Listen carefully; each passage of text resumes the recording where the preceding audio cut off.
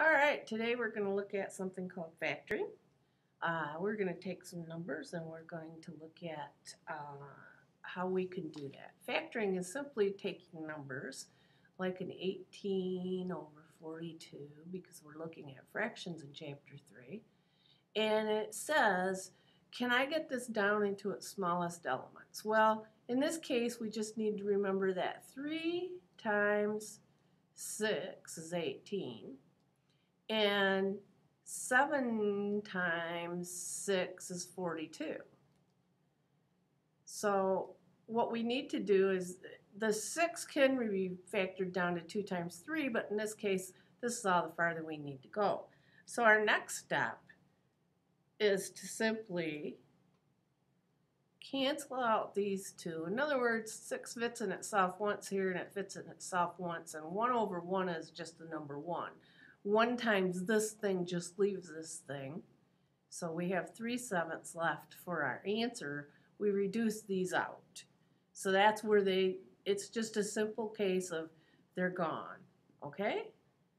You don't have to totally understand why, because it's there. It says 1 over 1 is 1, 1 times this is that. So that's what it is. So the next one we'll look at is 225 over 50. Now I can see quarters in this right away, and I say there's 9 quarters in the top. So $2, is $8. I mean, it's 8 quarters is $2. So that's how I got there so quick, because it's 1 more. And then there's 2 in 50 cents. 2 quarters. I would reduce out the 225s, and now I have 9 halves left. Now I want you to look at this. The numerator in this case is larger than our denominator. And when we see something like that, it's telling us there's a mixed number here. So when you see that, you know you have one more step you can go.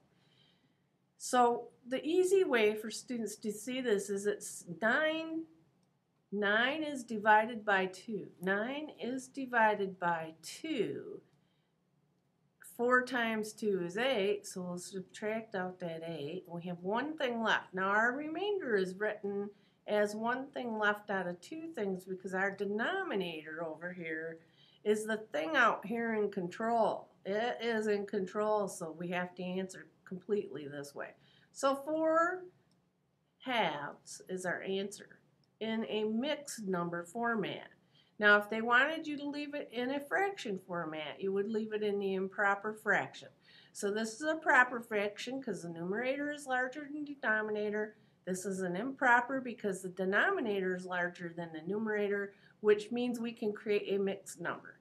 Now that's just some of the lingo. So let's look at one more mixed number before we move on, and let's look at 6 4/5. And we need to learn to convert this into an improper fraction, because most of the time when we do things like this,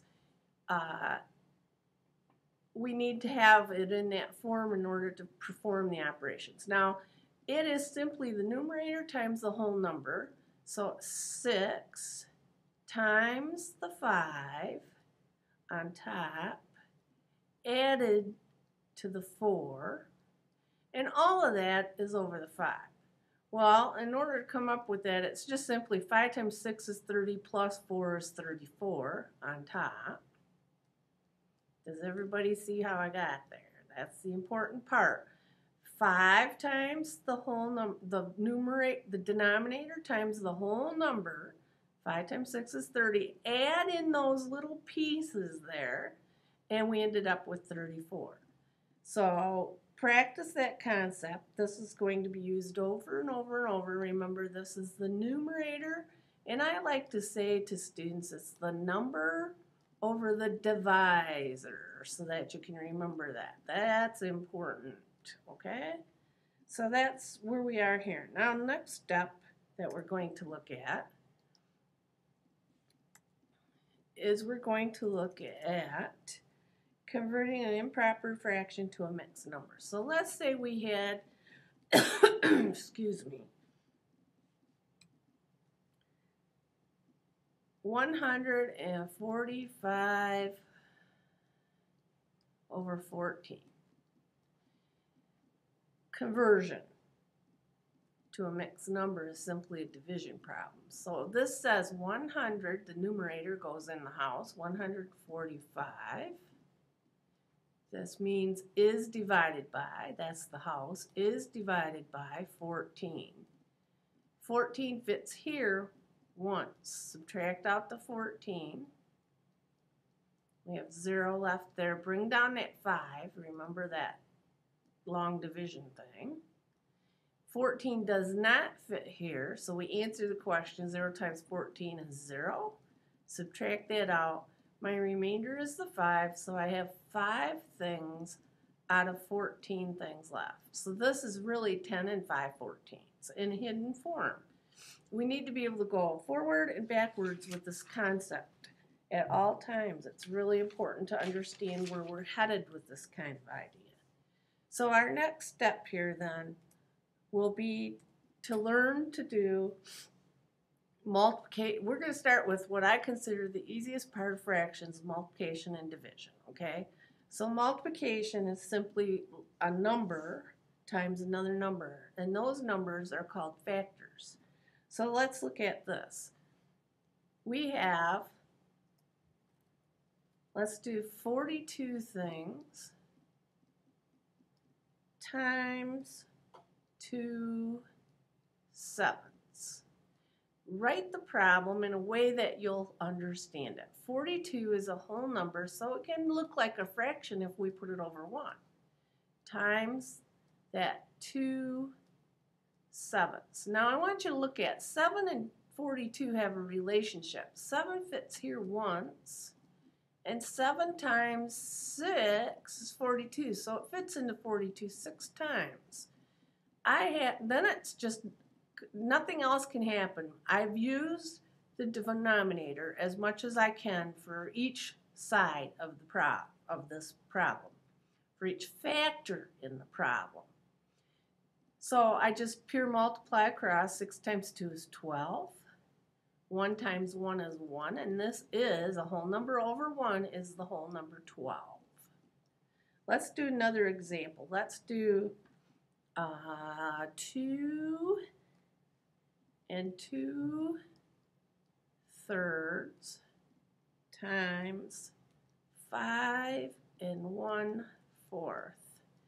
First step in this problem, step 1, convert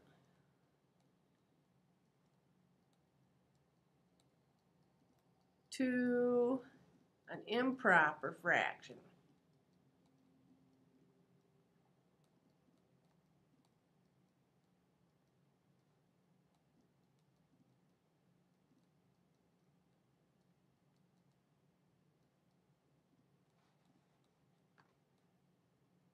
Sorry about that. Not so great with writing with the mouse yet.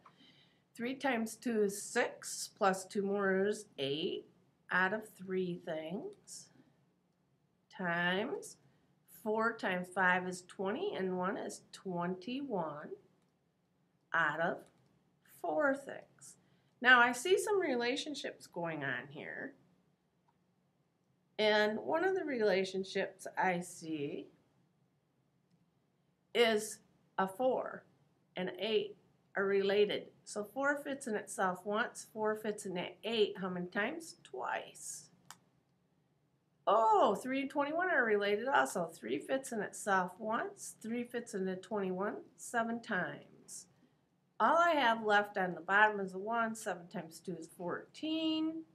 So I end up with the whole number 14. Now you're always not going to come out that way. Sometimes you have to go through that other process that we talked about earlier, and that would be doing the division. 14 divided by 1 is 14, and whatever, if there was anything left over, if this was a 15, then in this case it's a whole number, so it comes out that way.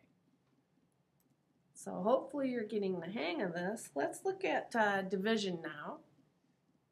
Division is just like multiplication, so here we go. Let's look at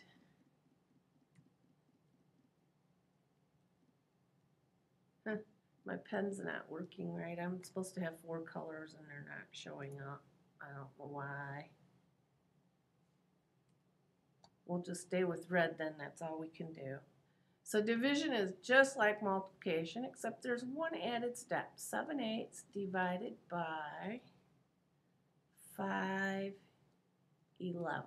Now this is already in the correct form. So here we go.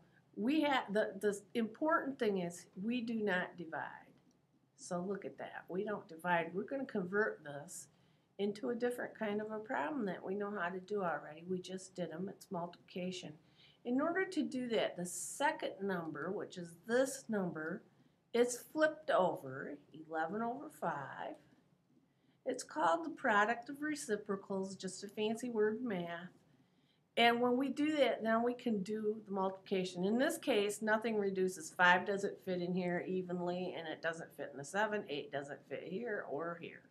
So we just multiply straight across. So we end up with 77, 7 times 11, and 8 times 5 is 40. Now, I know that there's some hidden numbers in here because, again, this is larger than my denominator. So here's where we're going to make the mixed number. 77 is divided by 40, and it fits in there one time. Subtract out the 40. I end up with a 7 here and a 3 here. So my remainder is 37 things out of 40 things. So in the end, this really equals 1 and 37 out of 40. Mixed numbers are not that difficult to play with, to go conversion back and forth. You really have been doing it all along. You just didn't realize it. The next step now, let's look at one more division before we close this video and start another one. Let's look at 5 1/7 divided by 3. Again, division, we do not do it. So this is the step you have to remember. 5 1/7, well, you know what? Let's back up just a little bit here so that I can redo this so that you see the correct steps in a different way. 5 1/7 divide by 3. 7 times 5 is 35, and 1 is 36 things out of 7 things divided by 3/1. Now remember, a whole number can go over 1 anytime. Now I'm going to take the step that's critical. 36 things divide by 7 times, and what do I have to do? The universal student flip it over rule, which is called product of reciprocals. 1 out of 3. Flip it over. Reduce if possible, and I see factors of 3. 3 fits here once. 3 fits here 12 times. There's 3 dozen eggs if you want to look at it that way. What's left on the bottom is a 7. And there's a 12 times 1 is 12 on top. And if we reduce this now into a mixed number, it's simply, remember, 12 things. Divide by 7. There's that whole number, 1. And what's left is 5 things out of 7.